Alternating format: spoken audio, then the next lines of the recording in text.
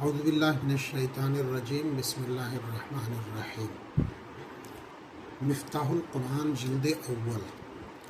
حسب وعدہ آج 15 تاریخ سے قرآنی عربی کے اسباق شروع کیے جا رہے ہیں، جس میں ہم نے مفتاح القرآن مرتبہ حضرت مولانا محفوظ الرحمن نامی کا انتخاب کیا ہے۔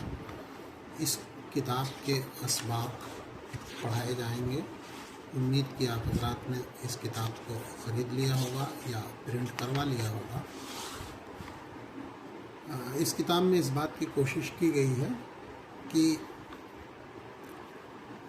نحو صرف یعنی عربی قواعد اور گرامر کی الجھنوں میں بہت زیادہ نہ پڑے ہوئے بنیادی الفاظ جو اردو میں مستعمل ہیں ان کو استعمال کرتے ہوئے قرآنی عربی کے الفاظ سیکھے جائیں۔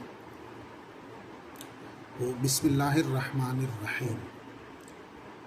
دیکھیے اس کے نیچے ترجمہ لفظی طور سے لکھا ہوا ہے، لیکن الگ الگ ترجمہ اس کا اس طرح سے ہوگا کہ با مانے سے، با مانے سے، ساتھ،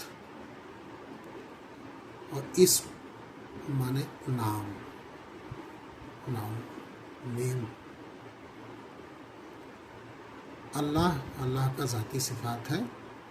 رحمان یہ اس میں مبالغہ ہے، مانے بہت رحم کرنے والا، بہت رحم کرنے والا۔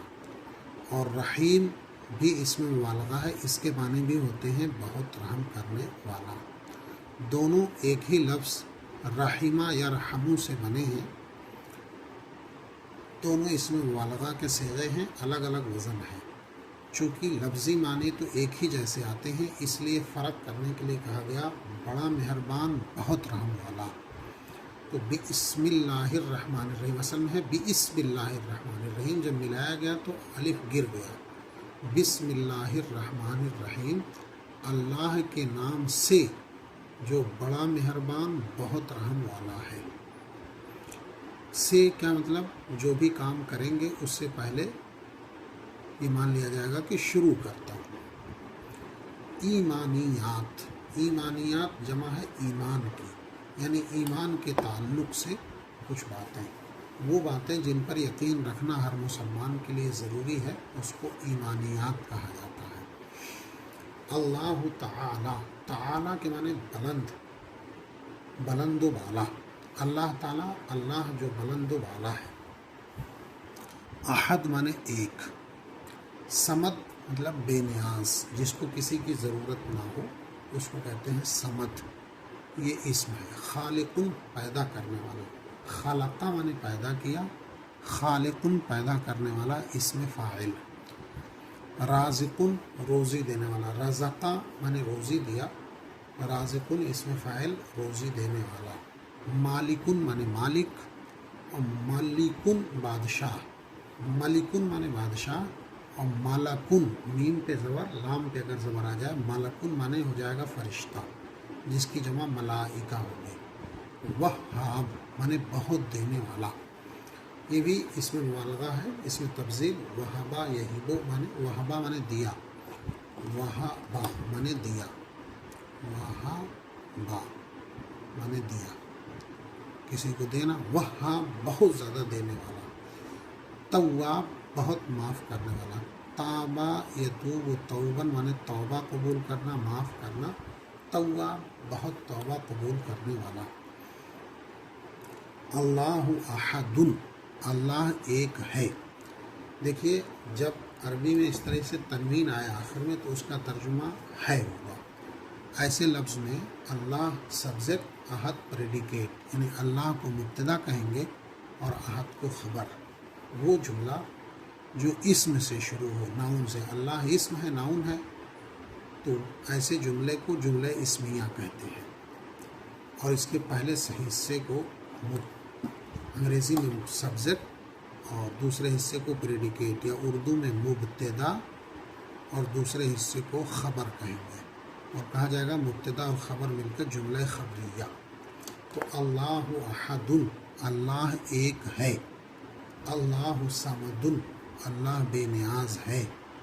اللہ خالق، اللہ پیدا کرنے والا ہے، اللہ رازقن اللہ روزی دینے والا ہے، اللہ ملکن اللہ بادشاہ ہے، اور یہ ہو اللہ مالکن تو اللہ مالک ہے، اللہ وہاب اللہ بہت دینے والا ہے، اللہ وہاب تواب اللہ بہت معاف کرنے والا ہے۔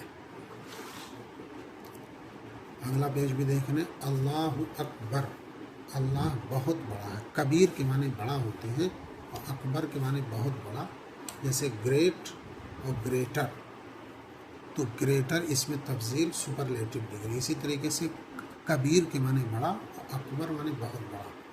کچھ اور الفاظ کی میننگ دیکھیں، وہ ہوا کے معنی وہ ہو کسی، جیسے انگریزی میں ہی جو ہے ہی کا ہے ہوا، رحمان بتا چکا بہت مہربان، رحیم بہت رحم والا، سمیع معنی سننے والا، سمع یسمع، بصیر دیکھنے والا، علیم جاننے والا، خبیر خبر رکھنے والا، عزیز غالب، حکیم حکمت والا، عالی معنی بلند، عظیم بڑائی والا، اور حی معنی زندہ، قیوم سب کو قائم رکھنے والا۔ هو الرحمن الرحیم وہ بڑا مہربان بہت رحم والا ہے، وہ السمیع البصیر وہ سننے والا دیکھنے والا ہے، وہ العزیز الحکیم وہ غالب حکمت والا ہے، وہ العلی العظیم وہ بلند بڑائی والا ہے۔ اللہ اکبر، انا معنی بے شک اور انا کے معنی میں بے شک ہوتا ہے، فرق صرف یہ ہے کہ انا شروع میں آتا ہے اور انا بیچ میں آتا ہے۔ غفور بخشنے والا، رحیم رحم کرنے والا، علیم جاننے والا، رؤوف بہت مہربان، قدیر قدرت رکھنے والا۔ اعلیٰ معنی پر، کل شعین ہر چیز، کلو معنی ہر ایک، شے معنی چیز، علی کل شعین ہر چیز پر۔ ان اللہ غفور بے شک اللہ بخشنے والا رحم کرنے والا ہے۔ ان اللہ سمیع بے شک اللہ سننے والا جاننے والا ہے۔ ان اللہ سمیع بصیر بے شک اللہ سننے والا دیکھنے والا ہے۔